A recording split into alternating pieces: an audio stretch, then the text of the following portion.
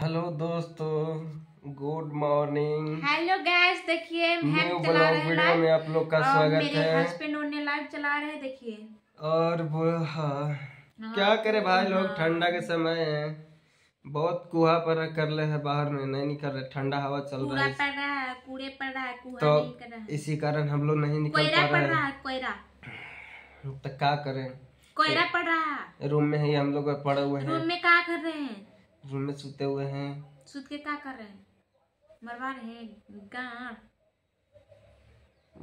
गान मरा रहा है, भोका भोकी हो रहा है कि गाड़ मरवा रहे हैं इसमें। टुकुक टुकुक टुकुक। देखिए दोस्तों, मेरी वाइफ कैसा इशारा करती है, एकदम हरामी हो गई है धीरे धीरे रहते रहते।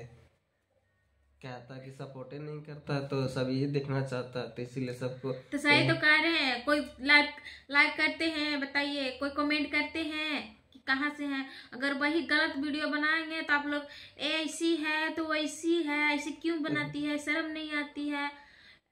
अगर हम गलत बोलेंगे तो आप लोग कमेंट में जरूर बताइएगा, क्योंकि अगर जो गलत वीडियो बनाता है उसको सबको सपोर्ट करेगा, जो सही वीडियो बनाएगा ना उसको कोई सपोर्ट करने वाला नहीं।